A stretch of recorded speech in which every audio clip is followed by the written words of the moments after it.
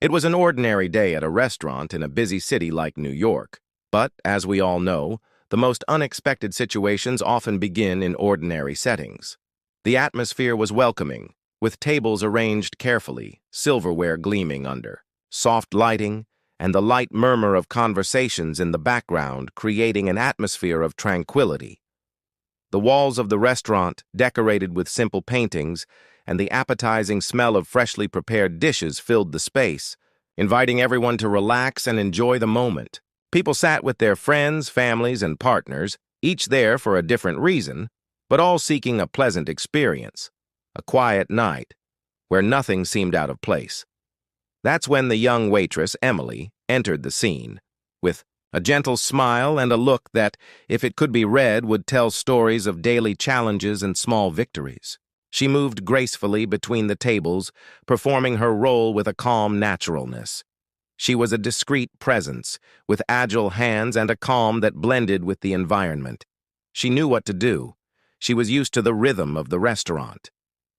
Her focus was on serving simply and efficiently, but nothing had prepared her for what was about to happen. And it was when he entered, like any other customer, not knowing that the moment's destiny was about to change. The man, Mark, who seemed to be enjoying himself at his table, observed Emily with a satisfied smile and a mischievous glint in his eyes. He didn't know, but his lightheartedness, his carefree attitude, would provoke a big change in the atmosphere.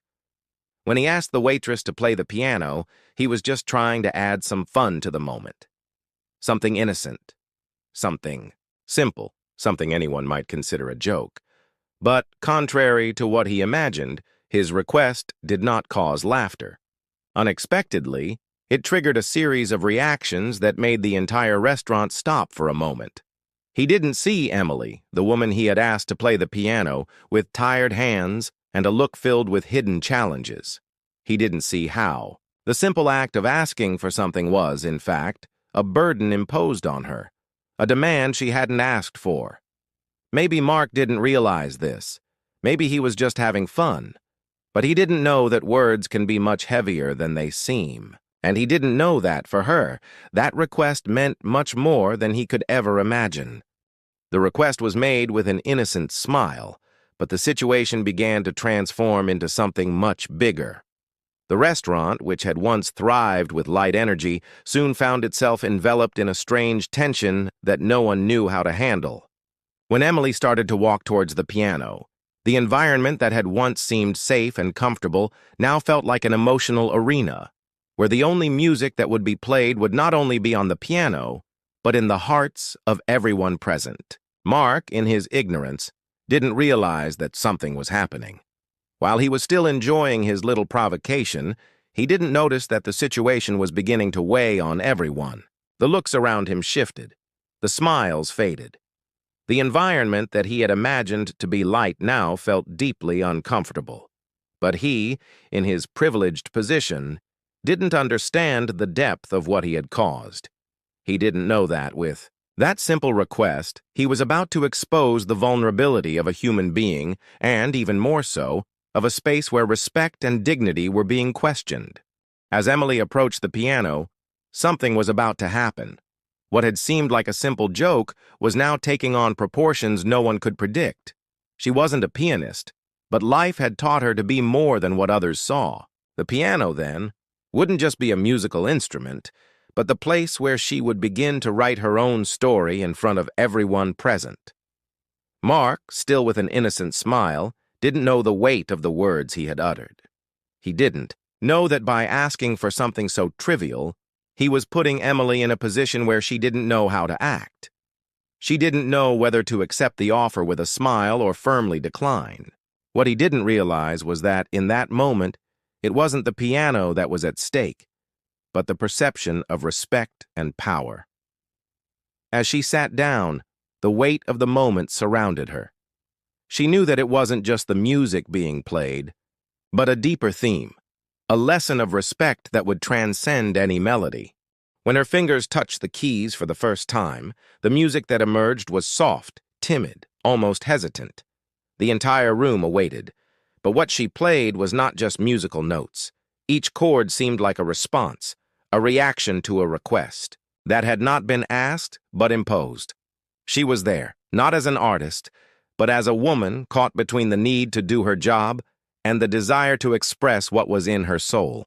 The sound of the music flowed through the restaurant, but instead of being a cheerful melody, it mixed with the tension in the air. People looked at each other, uneasy. There were no laughs. There were no applauses. Just an odd quiet that hung over the room like a cloud about to burst. The piano, which had initially seemed like an instrument of fun, was now a living metaphor for Emily's vulnerability, a representation of how the pressure of a request could transform into an emotional burden that couldn't be ignored. And Mark, who originally thought everything would be fun, started to notice the shift. He silently observed Emily's hands, her fingers playing the keys with evident effort. What he thought was a joke now seemed like an obligation, a responsibility, imposed on someone who hadn't asked for it. The lightness he sought turned into something dense and heavy, a collective discomfort he didn't know how to ease. The piano continued to play, but not as a simple melody. Each note was like an echo of the discomfort that had been caused, a reflection of a moment when the boundaries between respect and neglect blurred. The silence that filled the room was not just the absence of sound, but the weight of expectations, unspoken tensions, and perceptions that no one dared to voice. Each person seemed to be in a state of suspension, where no one knew how to act. No one knew how to break the silence. The looks of people became uncomfortable, shifting between Emily and Mark, as if searching for a resolution to something that couldn't be solved with simple words or gestures. Mark, who had been so at ease at the start, now seemed lost. His smile had faded. His relaxed posture had turned into uneasy nervousness. He tried to smile again, but he knew something was wrong. He tried to ease the tension but couldn't. The fun he had imagined had transformed into something immense, something he didn't know how to handle. Emily, for her part, continued to play. Her hands, tired and almost trembling, now made the piano resonate differently. She didn't play for pleasure or to show off, but out of an internal need to deal with the situation, to transform what seemed like a joke into a form of resistance. She wasn't a professional pianist, but in that moment, the piano was her only form of communication. Each chord was a silent response to the lack of respect, to the perception of being seen as less than what she truly was. And while she played, she looked around at the people, searching for something, a reaction that might ease the pressure. She didn't expect applause, she didn't expect recognition for her ability, but perhaps just a gesture of humanity, something that could dissipate the tension, even if only for a moment. But none of that came. The silence continued, heavy, like a collective burden. As the piano continued, the discomfort spread throughout the room. Some customers averted their gaze, others watched, unsure of what to do. Emily was no longer just playing a song. She was partaking in a bigger scene, a scene of silent resistance that transcended the physical space of the restaurant. Mark, who had been the agent of change, was now immersed in his own reaction to the consequences of his attitude. He couldn't go back. What he thought was a joke was now a deeply emotional experience that he and everyone present were living. The impact was no longer just from the music, but from what it represented, a woman standing her ground in a situation that had been imposed on her.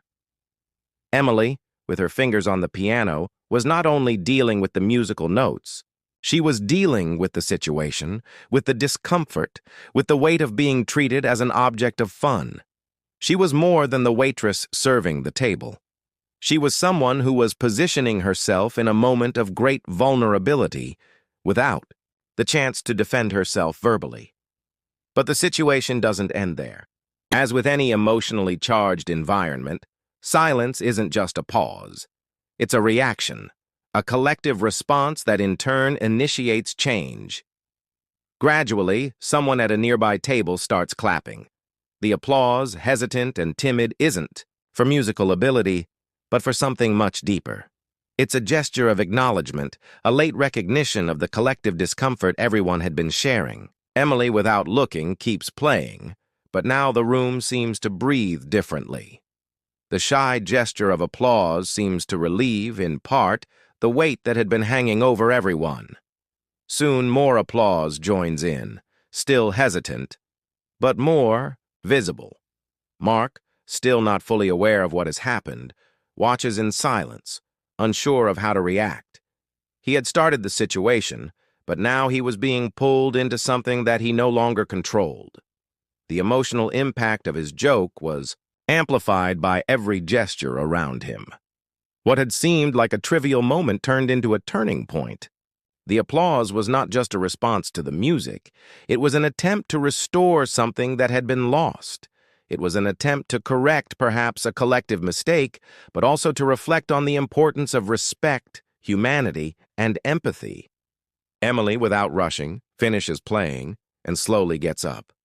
What she did there was not just play the piano, but teach, without words, what it means to be respected and treated with dignity. She didn't seek applause. She didn't seek approval. She simply was herself, and in doing so, she did something much more significant. She allowed everyone present to reflect on what truly matters. The atmosphere in the restaurant, once light and relaxed, was now filled with a heavy silence. When the last note of the music played, time seemed to stop for a few seconds. Emily, with her eyes fixed ahead, finally lifted her hands from the piano. Her posture was upright, but her gaze carried a weight of complex emotions that no one in the room could truly understand. There was no applause, no gestures of celebration. What remained in the air was an immense feeling of discomfort, as if a great weight had been placed on everyone's shoulders. They were all there, sharing a silent but powerful experience.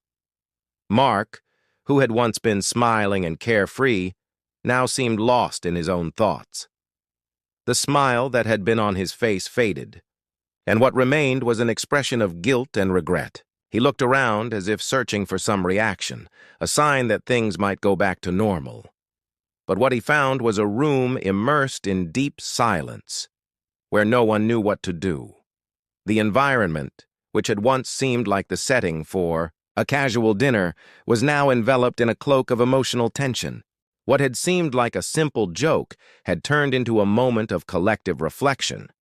Mark couldn't keep the same relaxed posture.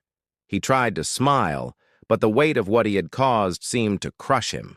He leaned slightly in his chair, as if trying to find a way to apologize, but what he truly wanted to know was there anything he could do to reverse the discomfort? Or, more importantly, should he have done something differently before? In the midst of the discomfort, an unexpected reaction occurred. Someone at a nearby table, perhaps driven by an impulse of humanity, began to clap. The applause was not grand nor exuberant, but hesitant, unsure. It was as if, in that moment, everyone in the room was trying to give a signal of support, trying to do what they thought would be right, but not knowing how. Soon, more applause followed, softer, more cautious, but still an attempt to regain something that seemed lost. Emily, without looking back, remained silent. She didn't need applause. She didn't need recognition. Her posture was firm, her attitude dignified. She had already positioned herself there, and her actions spoke louder than any applause could express. But the applause, though timid, seemed like a collective effort to correct the mistake that had been made without anyone realizing it. Mark, still uncomfortable, looked around. He didn't know how to handle the situation, but what was happening in the room was no longer about him. It was about the weight of reflection that everyone was sharing. He realized that, although it hadn't been his intention, his attitude had placed everyone there in a dilemma about respect, dignity, and the role each person plays in social interactions. Emily slowly stood up from the piano, with the same dignified posture she had maintained throughout the performance. She didn't need words. Her actions, her behavior in the situation, spoke for themselves. She had shown everyone present what it means to be respected, what it means to be treated with humanity. She didn't ask for apologies, didn't seek explanations. She simply did her part. And silently but firmly, she was telling everyone that sometimes respect is not something you ask for, it's something you demand through actions. She wasn't just the waitress serving the table. She wasn't just the woman playing the piano. She was a symbol of silent resistance, a figure who, without saying a word, taught everyone the power of dignity and respect. The piano, in that moment, wasn't just a musical instrument. It was her voice, a voice that wasn't heard by everyone, but that resonated in every corner of that restaurant. Mark, now more aware of the situation, was immersed in his own feelings of guilt. He tried to stand up, searching for words to express his regret. He approached Emily, but his words felt empty. He tried to apologize, but he knew that his words couldn't erase what had happened. He was aware that he couldn't just go back in time and correct his mistake. All he could do at that moment was reflect on his actions and understand the impact they had on others. But perhaps the real lesson wasn't about Emily or Mark. It was about everyone present in that restaurant. They had been confronted with something they hadn't expected, something that made them reflect on what it means to be human, what it means to respect others, and how a simple action, a word, or even a gesture can have immeasurable consequences. Emily walked away from the piano as if nothing had happened. She didn't need applause. She didn't need recognition. What she did there was more than just a musical performance. She taught a lesson about humanity, about resilience in the face of adversity, and most importantly, about the importance of mutual respect. As she walked away, the atmosphere in the restaurant began to return to normal, but not in the same way. Something had changed. The people who were there, the customers, the employees, Mark, everyone carried with them a new perspective on what it means to be respected. And Mark, with his own feelings of regret, began to understand that some lessons are given without words, and that sometimes silence speaks louder than any apology. When Emily stepped away from the piano and the last note faded into the air, the room fell silent again. Not the kind of uncomfortable silence that had filled the space before, but a silence that seemed to carry an unexpected depth. Something had changed there. The atmosphere, once immersed in superficial lightness, was now filled with reflections and introspection. Each person in that restaurant began to ask themselves what respect really meant, what it meant to put yourself in someone else's shoes, what it meant to give someone a voice and space without asking for anything in return. Emily didn't need applause, didn't need apologies. She had given her lesson in a way that few people would fully understand in that moment. And perhaps that was the great beauty of her attitude.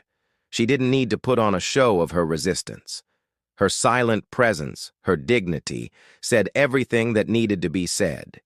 She had shown, without words, that true strength doesn't lie in dominating others, but in standing firm in the face of adversity with respect for oneself and those around you. Mark, who had initially thought it was all a harmless joke, was now fully aware of the weight of his actions.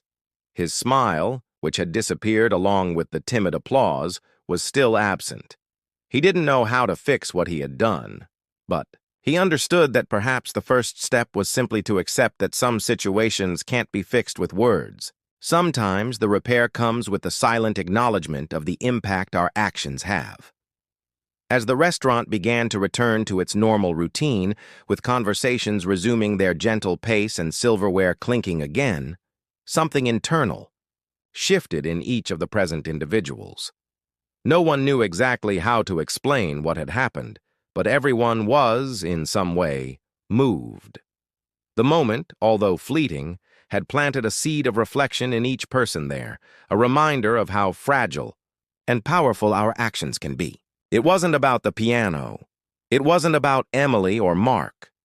It was about how people relate to one another, how our small actions can trigger major changes in a group dynamic, and how respect often gets lost in seemingly harmless gestures. What had seemed like a joke, something trivial, had become a turning point, a lesson for everyone on how to act with more sensitivity and empathy. The hesitant applause that began shyly at one table was soon followed by more, but not as a reaction to the music. It was more than that. It was an attempt to recognize, to make sense of the collective discomfort.